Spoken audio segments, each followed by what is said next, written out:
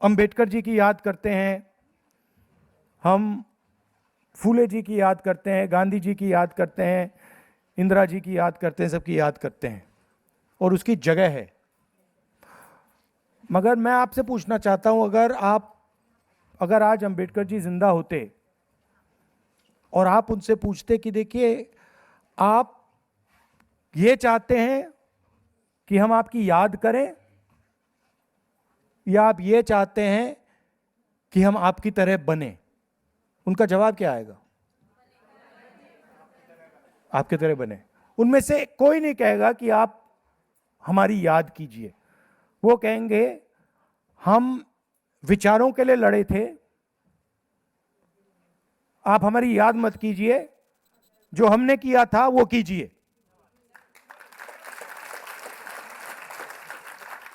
तो कभी कभी क्या होता है, हम याद करने में लग जाते हैं फुल टाइम और सोचते हैं कि भाई याद करने से काम हो गया। अंबेडकर जी ने, फूले जी ने डायरेक्शन दिया, उन्होंने पूरी जिंदगी डायरेक्शन दिया। अंबेडकर जी ये नहीं कह रहे थे कि मैं किसी इसकी याद करता हूं, उसकी याद करता हूं। कभी पढ़ा आपने अंबेडकर जी को कहते हुए कि मैं इनकी याद करता हूं, उनकी याद करता हूं? मैंने किताबें पढ़ी हैं, कभी नहीं बोलते थे। उनका क्लियर था कि भैया ये करना है। याद करना मतलब भविष्य, बीता हुआ समय। काम करना अभी। भविष्य में आप सपना देख रहे हो कि हमें टिकट मिलेगा, वो भविष्य है ना? बीता हुआ समय आप याद कर रहे हो सबकी। मेन चीज अभी क्या कर रही हो? अभी लड़ रही हो, अभी अपने आप को पॉलिटिकली डेवलप कर रही हो, अभी मुद्दों पर खड़ी हो। मेन बात यह है। और मुझे काफी अच्छा लग रहा है कि आपको यहां बुलाया गया है और आपका डिस्कशन हो रहा है। जरूर अगर महिला आरक्षण होगा, जो अभी ओपन क्वेश्चन है, क्योंकि मालूम नहीं आज होगा, कल होगा, 10 साल बाद होगा, ये मालूम नहीं, मगर अगर होगा तो आपके लिए जगह बनेगी। मगर आप ये मत सोचिए, देखिए आप ये मत सोचिए कि जगह बनेगी तो मैं एमएलए बन जाऊंगी। जगह बनने से कुछ नहीं होता, क्योंकि एमएलए बनने के लिए आपके अंदर समझ होनी पड़ेगी, एक्सपीरियंस होना पड़ेगा। तो ये अब आपको टाइम है अपने आप को मजबूत करने का। तो जयहिंद जी हैं, गौतम जी हैं, ये ओबीसी, एससी, अलग अलग डिपार्टमेंट्स हैं कांग्रेस पार्टी में, उनको चलाते हैं। बट हम चाहते हैं कि ओबीसी महिलाओं का भी विजन हो, दलित महिलाओं का विजन हो, आदिवासी महिलाओं का हो, माइनॉरिटी जनरल कास्ट की महिलाओं का विजन हो। हम तो नहीं बना सकते, हम मदद कर सकते हैं, हम बना नहीं सकते, क्योंकि आप जानते हो विजन क्या होना चाहिए। तो ये आपकी जिम्मेदारी है कि जो ओबीसी महिलाएं हैं, आने वाले समय में हर स्टेट में कांग्रेस पार्टी उनकी कैसे मदद करेगी, उनको कैसे पावर देने का काम करेगी। कास्ट सेंसस बहुत बड़ा मुद्दा है, इसके बारे में जानकारी देना, लोगों को जानकारी देना, यह आपकी जिम्मेदारी है। कास्ट सेंसस क्यों हो रहा है, कहां कहां हुआ है, कैसे हुआ है, इसका क्या फायदा है, तो यह पूरी मैसेजिंग आपको देनी है। और मैंने भाषणों में बहुत बार बोला है कि ओबीसी वर्ग 50% है हिंदुस्तान का, दलित तकरीबन 15%, आदिवासी तकरीबन 9-10%, और माइनॉरिटी 15-16%। आप किसी भी गवर्नमेंट सरकारी संस्था में देखो, इन सबको अगर आप जोड़ दोगे तकरीबन 90% हो जाता है। आप किसी भी संस्था में देखो, ब्यूरोक्रेसी देखो, जुडिशरी देखो, पावर स्ट्रक्चर को देखो, आपको 90% में से कोई नहीं मिलेगा।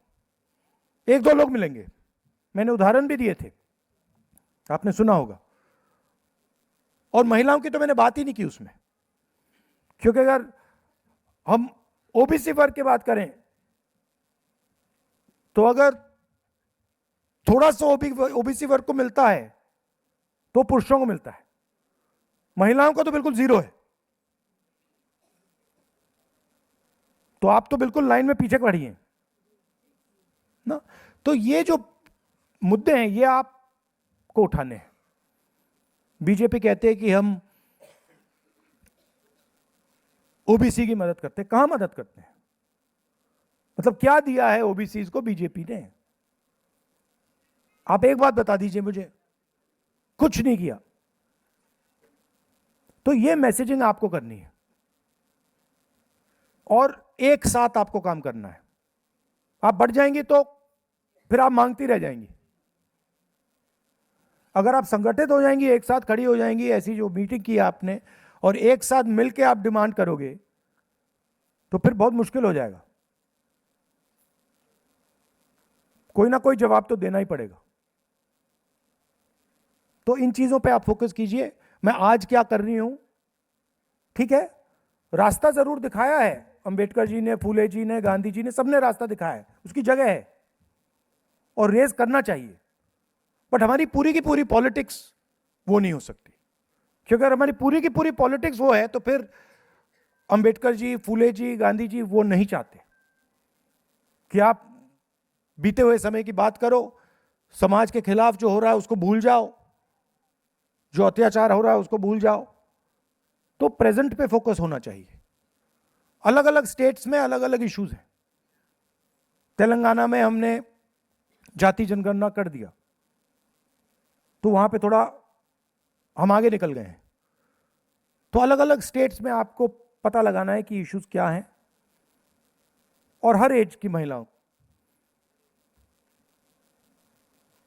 जो स्टूडेंट्स हैं वो क्या सोच रही हैं, उनके सामने क्या मुश्किलें हैं। तो अलग अलग सेक्टर्स की महिलाओं के बारे में आपको मालूम होना चाहिए। और अब तो आपके पास ब्लैंक चेक है।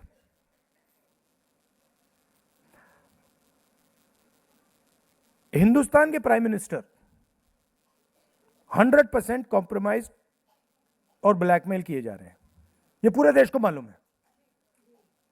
आपने उनका आज चेहरा देखा भाषण देते हुए? देखा आपने? मतलब फॉरेन मिनिस्टर की स्पीच हुई अभी पार्लियामेंट हाउस में, ईरान शब्द तक प्रयोग नहीं किया, ईरान शब्द नहीं बोला।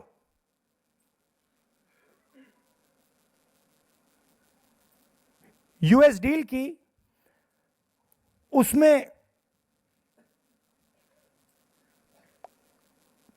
पूरा कृषि का स्ट्रक्चर उठा के पकड़ा दिया अमेरिका को।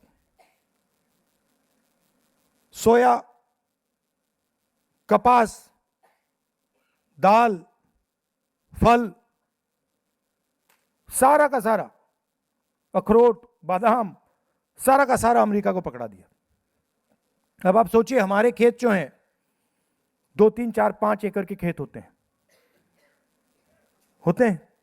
उसमें मैकेनाइजेशन तो नहीं होता, उसमें मजदूर काम करते हैं। अमेरिका के खेत 500 एकड़, 1000 एकड़, 2000 एकड़, 5000 एकड़ के होते हैं, उसमें मशीनें चलती हैं। क्या हमारा जो किसान है अमेरिका के किसान का मुकाबला कर सकता है? नहीं कर सकता। तो हमारी सरकार की जिम्मेदारी है, फर्ज है कि अमेरिका का किसान अपना माल हिंदुस्तान में ना बेच पाए। ये हमारी जिम्मेदारी है। तो ये सेक्टर खोल दिया इन्होंने। उसके बाद